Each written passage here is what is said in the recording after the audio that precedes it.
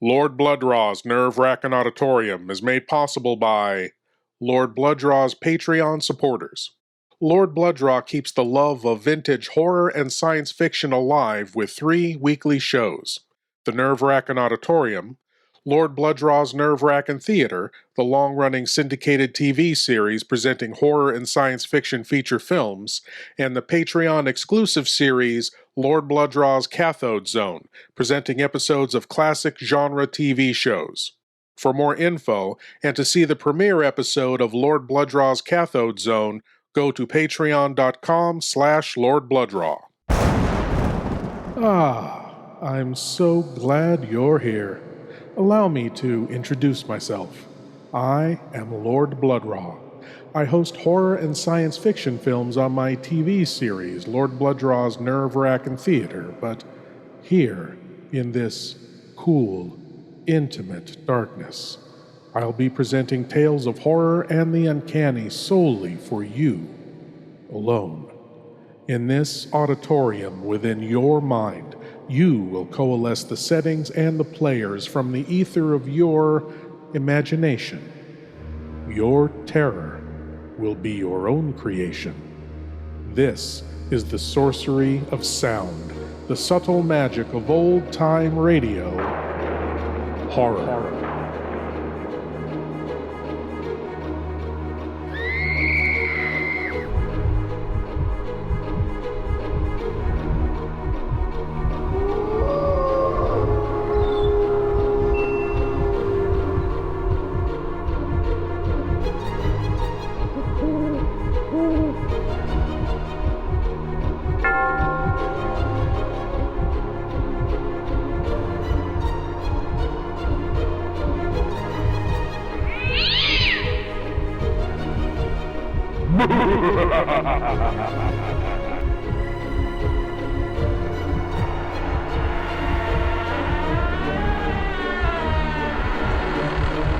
Please leave your eyes at the door.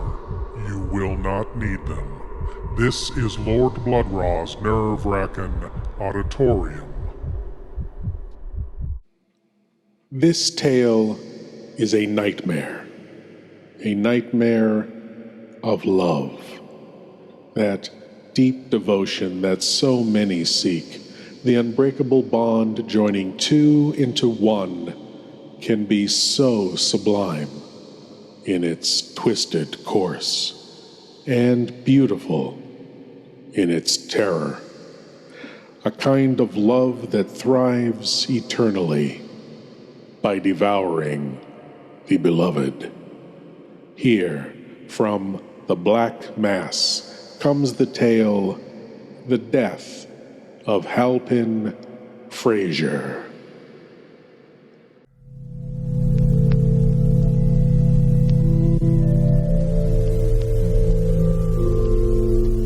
Hello. Welcome to the Black Mass. We've been hoping you'd join us tonight. There's plenty of room in our establishment for everyone. I see that most of you are standing in the outer darkness, along the walls, in the corners. Well and good. But our inner circle, our chain of empathy, is not yet complete. 12 is such an even number. We need just one more.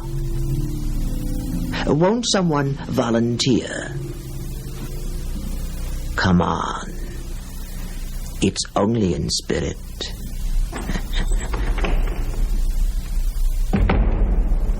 Ah, yes. You'll do nicely. Right here. On my left. Now, we're all set. We had originally planned tonight's story as a special offering for Mother's Day.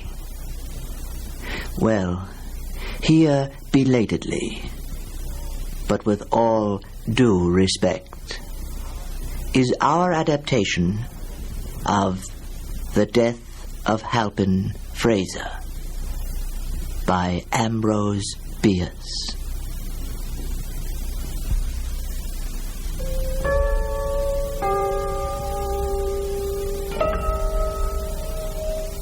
For by death is wrought greater change than hath been shown.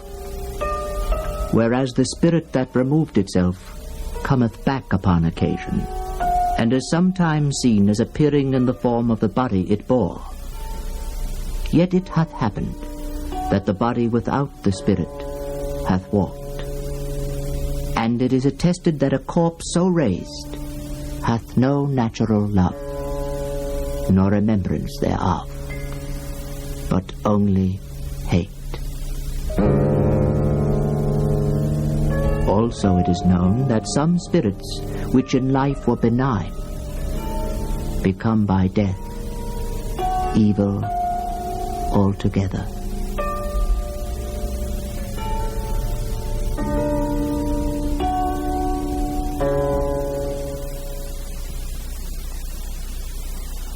One dark night in midsummer, a man waking from a dreamless sleep in a forest lifted his head from the earth and stared a few moments into the blackness.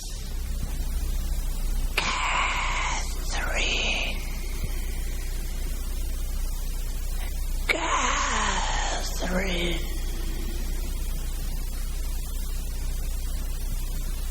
He said nothing more, for he was dead. The man was Halpin Frayser, and his body was discovered the following morning by Sam Hulker, the deputy sheriff from Napa, and Jim Jarrelson, a detective from San Francisco. The two men left the town of St. Helena at the first glimmer of dawn and walked along the road northward up the valley toward Calistoga. They carried guns on their shoulders. Their business was man-hunting. How far is it? It's only a little ways yet. There's a turn up ahead, and it's just beyond that. Don't see how we'll see anything when we get there. In this fog. Oh, it'll thin out and blow off around noon, I expect. Then we'll wait around till he shows. Until he shows? Oh, he'll show all right, he'll show all right. I've seen him 3 times.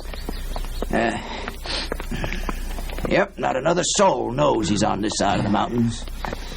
You know, from what you've been saying, the man must be insane. Yeah, likely.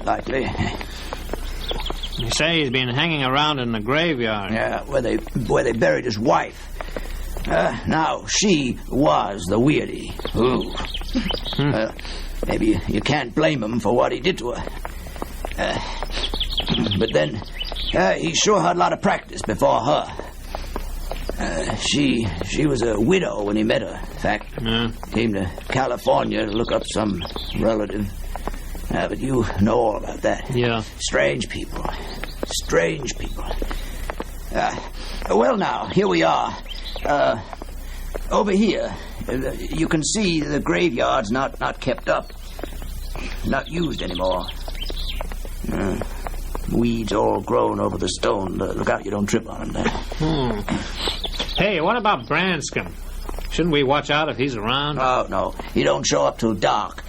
Thought I'd show you the ground and we could make some sort of plan for later.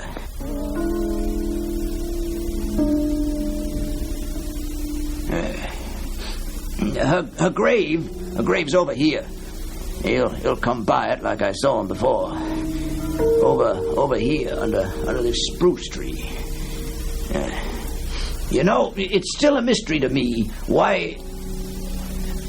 Hey there. Hey there now. What? Hey there now. Look at this. What is it? Wow.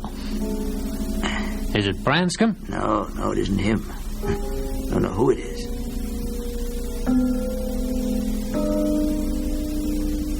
The body lay upon its back, the legs wide apart. One arm was thrust upward, the other outward. But the ladder was bent acutely, and the hand was near the throat. Both hands were tightly clenched. The whole attitude was that of desperate but ineffectual resistance to what?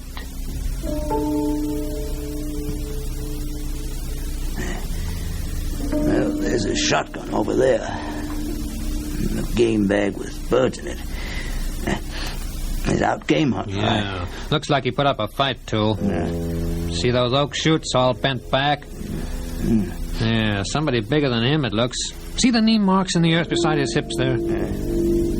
Strangled, all right. Look at the face. Yeah. Well, it was Branscombe did it. Sure enough. Yeah. Sure enough.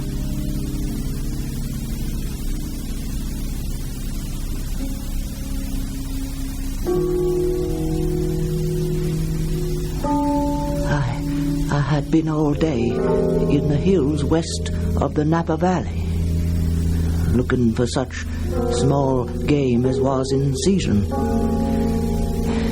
Late in the afternoon, it had come on to be cloudy, and the absence of trails had so impeded me that I was overtaken by night. Unable in the darkness to penetrate the thickets, I had lain down near the roots of a large tree and fallen into a sleep, dreamless until I heard the name pronounced, I couldn't imagine why, from my own throat.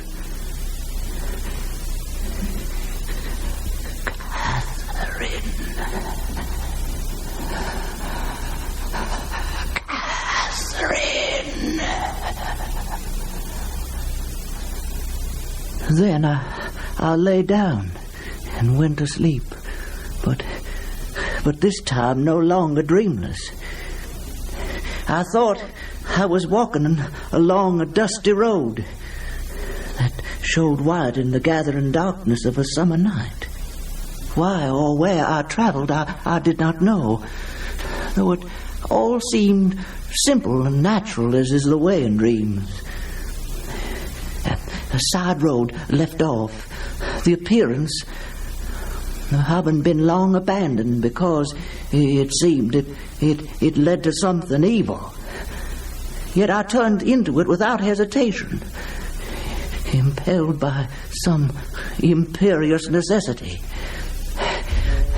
As I pressed forward, I became conscious that my way was haunted by invisible existences.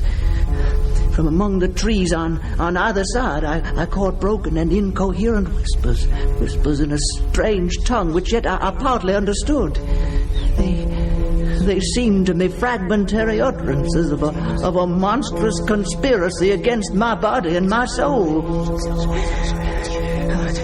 A shallow pool in an old wheel rut caught my eye with a crimson gleam. I stooped and plunged my hand into it. It stained my fingers. It was blood. It was blood. Blood was everywhere about me. The weed showed it in blots and splashes on their leaves. Defiling the trunks of the trees were broad maculations of crimson, and blood dripped like dew from their foliage. All this I observed with a terror and an expectation. It seemed to be all in expiation of some crime. I was aware of my guilt, but I couldn't remember the crime. I tried to search it out by tracing my life backward to discover the moment of sin. Scenes and incidents came crowding, one picture effacing in confusion another, but nowhere could I catch a glimpse of the crime. I felt as if I had murdered in the dark, not knowing whom or why. Oh, so frightful was it, so noxious the plants and the trees, so conspiring. And from overhead, everywhere came the whispers, sighs of creatures not of this earth, louder, I could not endure it. It was a spell that bound all my actions. I had to break through it. It was choking me. I had to scream to break through it.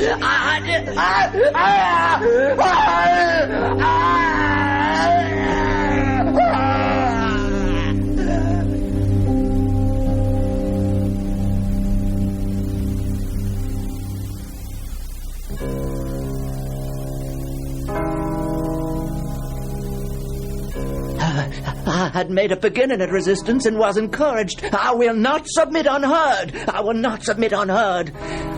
may be powers that are not malignant traveling this accursed road.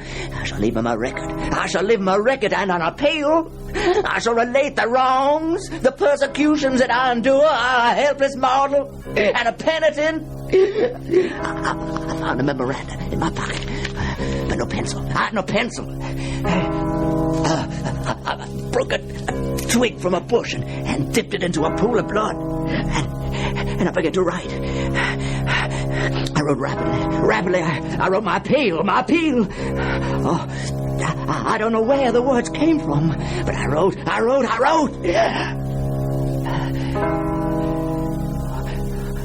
But it seemed I had hardly touched the paper with the twig when I heard her.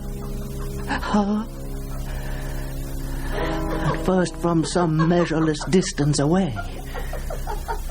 Soulless, heartless, accursed. A strange sensation began to take possession of my body and my mind. Some overpowering presence, a malevolence. Approaching me. I could not tell from what direction, from everywhere. She was everywhere about me. I had to complete my record, my appeal. I wrote with terrible rapidity, the twig rilling blood without renewal. My appeal.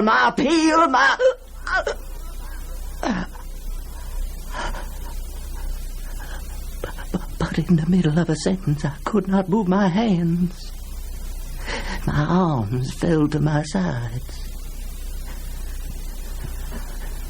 The paper to the earth. I was drawn about. I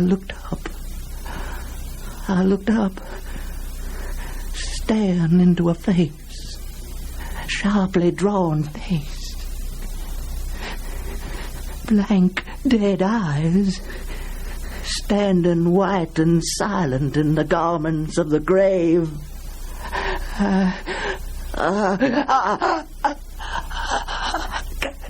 Kathy!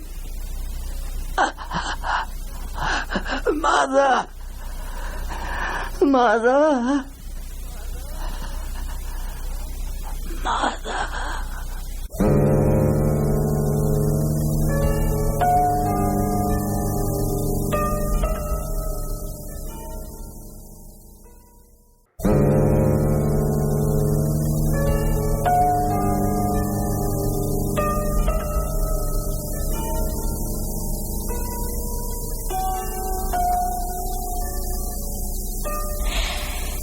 Halpin was the youngest. He was more delicate than the rest, and perhaps a trifle spoiled. His father had little time for him. His father was what no southern man is not, a politician. It took a good deal of his time, and I suppose it saved us from the war. But then later, other children were at school, and I had Halpin all to myself. I was very happy. We were both very happy. His father wanted him to study law. Oh, my law. Halpin was a dreamer, a romantic boy. I knew from the very beginning that he could be a poet. Well, it was in his blood. And he was the living image and character of his maternal grandfather, the late and great Myron Bayne. That was my father, the famous poet, you know. He died just before Halpin was born, so they never knew each other. used to think that Halpin was the very incarnation, the very living image. It's true, you know, that before Halpin was born, Myron was all I had. Well, that was really how it was. My husband was in politics, you know, and the children came and went with him all so fast. And it's true, I can hardly remember one of them now. Sometimes I think there was only Halpin after all. And before him, Myron Bain. Oh, Myron, we always believed we'd be together again afterwards. But being alive was all we had after all, wasn't it? You see, my father and I were very close. I was his inspiration. I was all he had. The only one he ever really loved. We had a perfect sympathy that the world would never have understood. So we had to take care. We had to protect our beautiful weakness, our guilt. Then suddenly he died, and I waited in all this dark world until Halpin was born. His father wanted him to study law. Oh, my. The Tennessee Fraysers were a practical folk, having a contempt for any quality unfitting a man for the wholesome vocation of politics. Well, Halpin was going to disappoint them, and they could see it from the first. And what they said about him only showed their ignorance. They said he wasn't a very bright, and he was a crazy like his grandfather, Myron Bain. Oh, my. Sometimes you just have to shut the whole world out, don't you? So I expect his mother spoiled him a little. And you can't go blaming her for that, can you? How happy we were, Halpin and I. I was still young, you know, they'd say. Halpin and his beautiful mother. Of course, from his early childhood, Halpin called me Kathy. Halpin and Kathy. No one would have known to look. They were jealous. Yes, they were of us, as our attachment became yearly stronger and more tender. By the time he was 25, Halpin was the most beautiful of God's creatures on this earth. I must say, he didn't turn out to be much of a poet by then. But I knew that it might just burst out of him at any moment. He had it all in him, of course. All waiting. I tried to help him a little with his writing and reading. He was a little slow at first. But he was a dreamer. A romantic dreamer. You know, the two of us were almost inseparable. And by strangers observing our manner, we weren't infrequently taken for lovers. Oh, my. In all their wild days, they'd never believed how right they were. And we laughed at them, Halpin. We laughed at them, at their outrage and envy. We knew they envied us. That element in all the relations alive, strengthening, softening, and beautifying. Yes, beautifying, even those of consanguinity. Oh, Halpin, do you remember? Do you remember even a single moment? Well, then there was that day you left me. Halpin had taken a job with a local lumber company. Oh, he wanted to do something. Didn't want to be so dependent on me, I suppose. And this friend of his talked him into working for the Talcote and Bleecker Lumber Company. Well, he hadn't been with them a month, and then that day he came into my boudoir. I knew. I suppose I knew, Halpin, by the way you kissed me on the forehead and toyed for a minute with a lock of my hair. Had you stopped loving me already, Halpin? We can't tell, can we, when someone really stops loving? Kathy. Kathy? Well, Halpin, I have a distinct feeling that there's something on your mind. What is it, Halpin? Oh, Kathy, would you greatly mind if I were called away to California for a few weeks? To California? It's with the company, Kathy. Mr. Talcott himself asked me to do this. California is far away. How many weeks? Only a few, Kathy. 4. Maybe 5. Well, Halpin, it is hardly needful for me to answer with my lips a question to which my telltale cheeks have already made reply. Evidently, I would greatly mind. Oh, Kathy. Don't feel that way. I want to do this. For the company, you know. Yes, you want to get away, Halpin. I know. Oh, my dear son. I should have known this was coming. Didn't I lie awake half the night weeping because during the other half, Myron Bain, your grandfather, came to me in a dream, and standing by his portrait, young, too, and handsome as that, he pointed to your portrait on the same wall. And when I looked, it seemed that I could not see the features. You have been painted with a cloth over your face, a cloth such as we put on the dead. Your father has laughed at me when I've told him about my dreams. But you and I, dear, we know that such things are not for nothing. And Halpin, I saw below the edge of the cloth the marks of hands on your throat. Oh, Halpin, forgive me, but we've not been used to keep such things from each other. Perhaps you have a different interpretation of my dream, Halpin. Perhaps it does not mean that you will go to California. Or maybe you take me with you?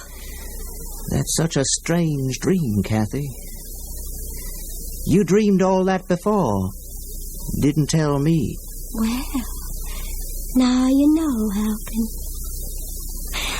I remember hearing that there are medicinal springs in California, places where one recovers from rheumatism and neuralgia. Well, now, that might do me some good. My fingers have grown so stiff lately. You see, Halpin? So stiff, especially in the morning. I'm almost sure they have been giving me great pain while I slept. Like they was grasping something and just couldn't let go. Like a throat, Kathy. Like a throat when you hold them like that. Oh, but that's only in a dream, Halpin. And we don't want to mistake a dream for real life. No, Kathy. No. We don't ever want to take a chance of mistaking a dream that way.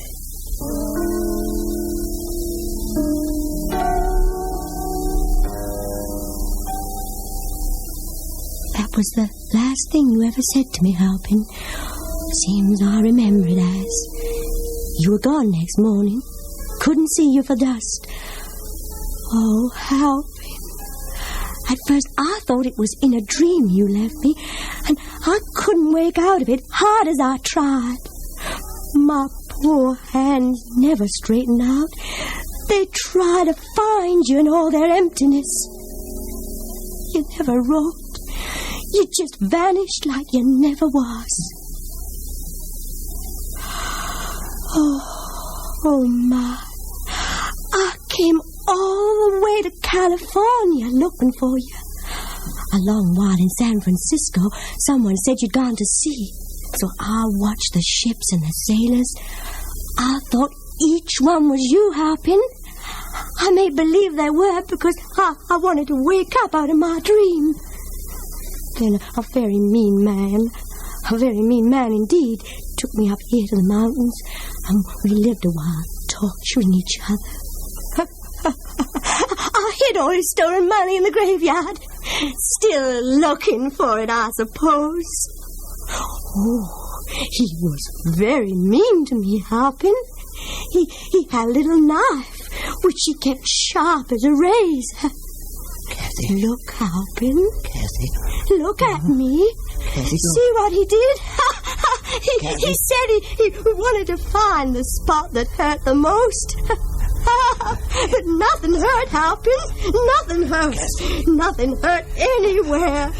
Only the memory. And he couldn't find the right spot for that. But he got very close one dark night. See, Halpin?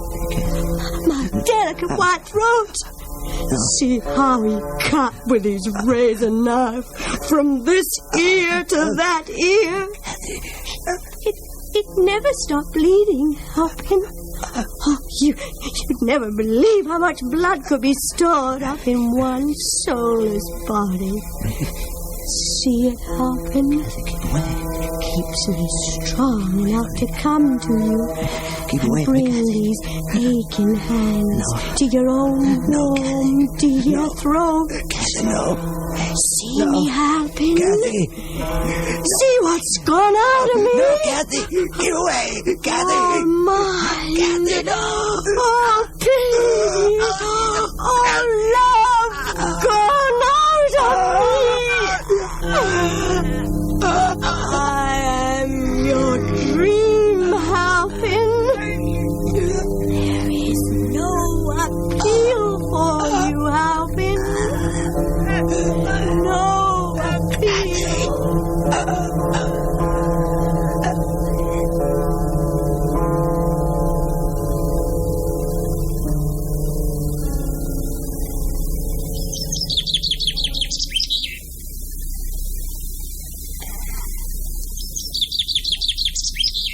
To Jarlson and Holker, the nature of the struggle was made clear by a glance.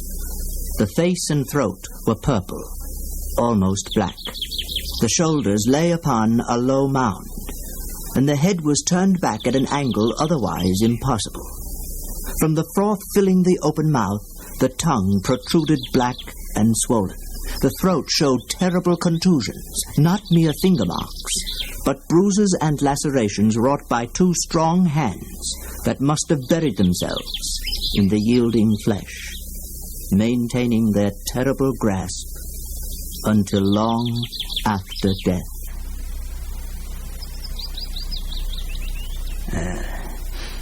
The work of a maniac, all right. Branscombe LaRue. Hey, look here. Looks like he was writing something in a memorandum pad. Pretty scrawly. Well, I guess under the circumstances, can you make it out? Oh, well, poetry looked like. The air was stagnant all, and silence was a living thing that breathed among the trees. With blood, the trees were all adrip. God. The spell, unbroken, still, rested on my spirit and my will. You know, that sounds like Bain. Bain? Who's Bain? Myron Bain, a poet, half a century ago. Now, why should this poor fellow want to be copying down that dismal stuff? Dismal, all right. Well, in a way, I guess it figures.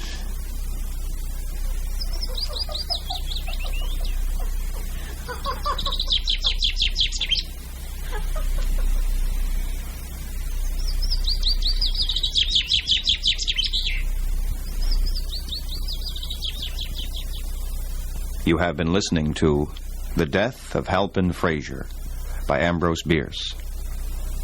The technical production for tonight's broadcast was by John Whiting. The music sound effect was specially composed and arranged for this program by Peter Winkler. The story was adapted and performed by your host of the Black Mass, Eric Bowersfeld, with Bernard Mays as Jarlson and the part of Catherine played by Pat Franklin. Miss Franklin will be heard again on the next Black Mass program in an adaptation of the story by Virginia Woolf, A Haunted House. This series was conceived by Jack Nessel and recorded in the studios of KPFA in Berkeley. Undying love. Love that lasts an eternity. Love everlasting. Kathy and Halpin, inseparable now and forever. Thank you for joining me in the Wrackin Auditorium, and I hope you'll come again. But now it's time for you to rejoin the, real world. I am Lord Blood-Rah, and I'll be waiting here for you in the shadows of your mind until the next time you seek the darkness. Good night.